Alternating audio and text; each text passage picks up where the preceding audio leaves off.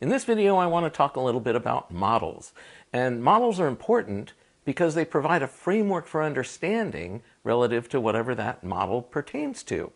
Now, models can be very general or they can be very specific. And in some cases, then models can exist within other models, but sometimes models can clash. And some models eventually even become obsolete. So for instance, it was once thought that the Earth was the center of the universe and everything revolved around that. And it was proven to be not true. And yet it still took a full 200 years for that to be fully accepted. So we get kind of attached to our models sometimes.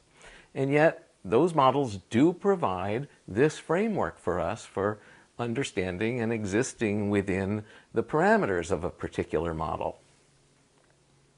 Now, in the world of muscle response feedback, that's kind of important because a lot of times the use of muscle response feedback doesn't get a lot of respect, and it's a very misunderstood tool. And one of the reasons for that is because nobody really understands what model it fits within.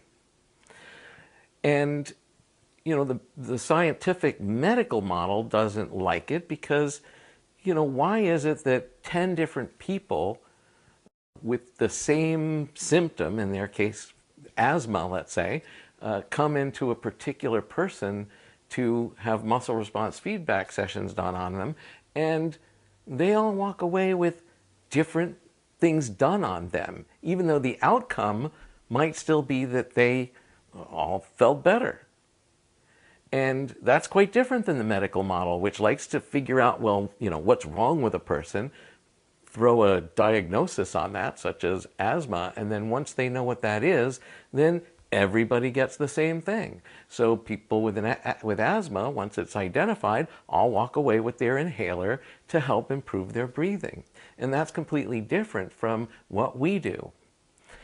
Conversely, in sort of the other side of that situation, you can have one person with a particular problem, we'll stick with the asthma concept, and they can go to 10 different practitioners, and each of those practitioners will do completely different things.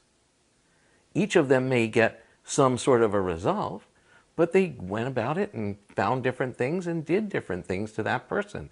And again, that is completely antithetical to the medical model, where as soon as a person is diagnosed with asthma, they could go to lots of different doctors, and pretty much every doctor is going to give them an inhaler to help them with their breathing. So this has made it very difficult for facilitators of muscle response feedback to get the kind of respect and acknowledgement about what the work they're doing is about, because there's no model of understanding for that, and it's certainly not considered to be scientific. And that creates all kinds of problems. So what I want to introduce to you today is an umbrella model, a bigger picture model that pretty well describes what muscle response feedback does and how it works. And not only that, it's a model that comes from science. So I'm going to shift over to some slides here and put some slides up on the screen. And we're going to look at this model, the bioenergetic model. So when you look the word bioenergetic up in the dictionary, the first thing you see is that parentheses. It tells you how to pronounce the word and whether it's a noun or a verb or whatever. And for some words, it'll tell you a little something about where that word originates from. And in this case, it says that bioenergetic is from science. So right off the bat, we know that we're dealing with scientific terminology. So let's have a look at what the definition actually says. The study of the flow and transformation of energy in and between living organisms and between living organisms and their environment. Now, it's a bit of a mouthful, so let's break that down a little bit and see what it says. So the first thing is the study of the flow of energy in living organisms. So right off the bat, it's acknowledging that we are energetic beings and that we do have a flow of energy in us. And sometimes I'll be talking to somebody and I'll start talking a little bit about energy and they'll roll their eyes and go, oh boy, I'm dealing with some other California woo-woo healer here. And I just remind them, you have a nervous system. And as you probably know, your nervous system has electricity flowing through it all the time. So you have energy flowing through your body. It's just a reality. And additionally, your heart generates an electromagnetic field that we know goes at least several feet out from the body and probably more. And that's an energy field. So at this point, we know that we're energetic beings, and that's just the reality. So bioenergetic addresses the flow of the energy in living organisms.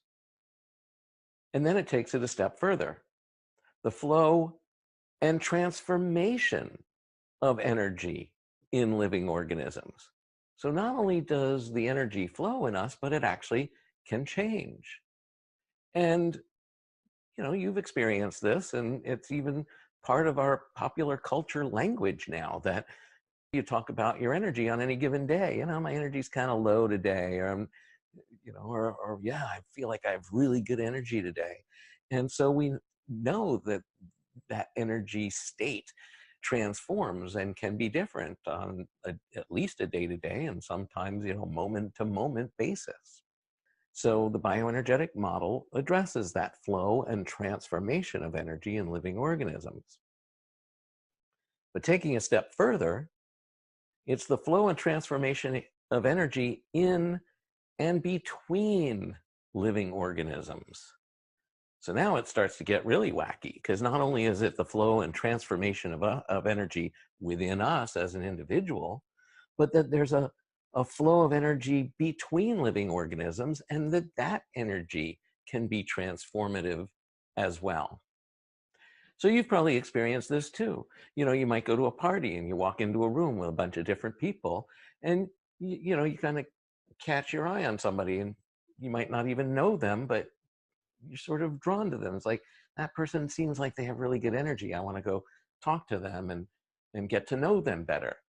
Where somebody else might come up and introduce themselves to you, and you're immediately like, this person's energy is like freaking me out. And you have this reaction to them as somebody you're really not that interested in getting to know any better.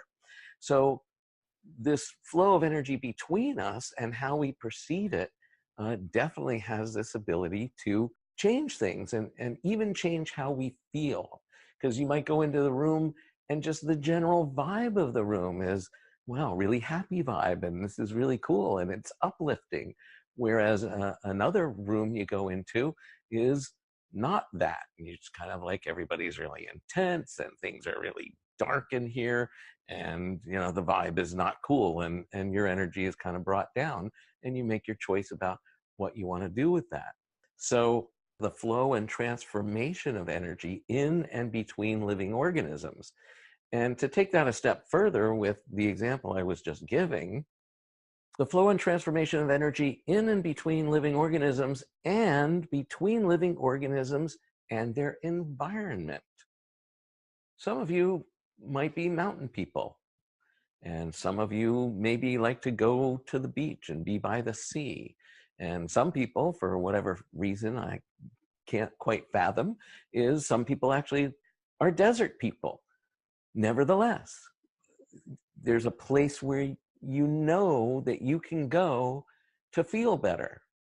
Now, for me, I feel like I'm mostly a mountain person, but I also know that when I'm feeling really stressed, if I get to the beach and get my feet in the sand, it just releases all of that, and the smell of the salt water and the sound of the waves and all that, and my whole demeanor just shifts. And so by being in a particular environment, my whole flow of energy has now transformed, and it's different.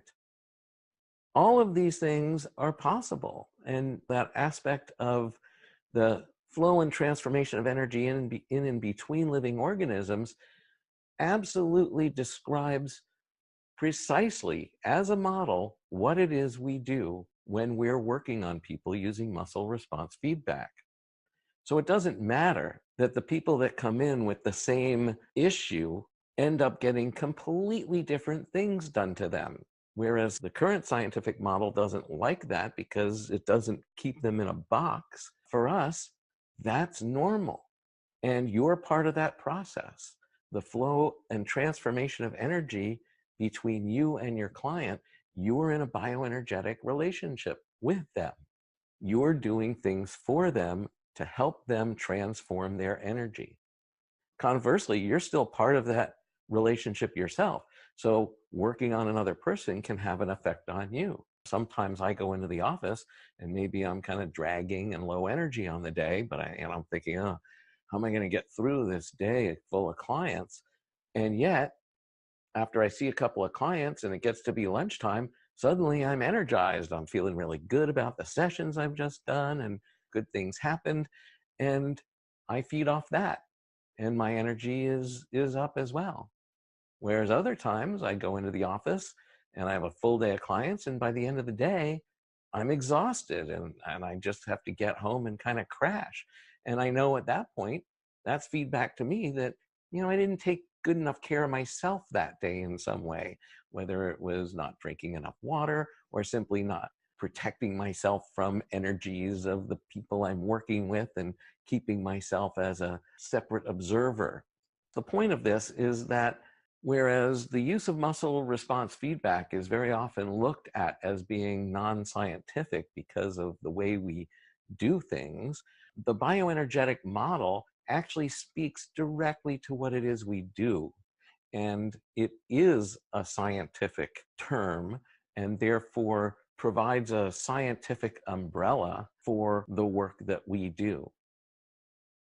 So that's the bioenergetic model, and I hope that helps you in providing this umbrella framework for you to better understand exactly what it is that we do, and will also help you communicate that to other people. The reality is that, anytime you're working with somebody, you're in a bioenergetic relationship with them.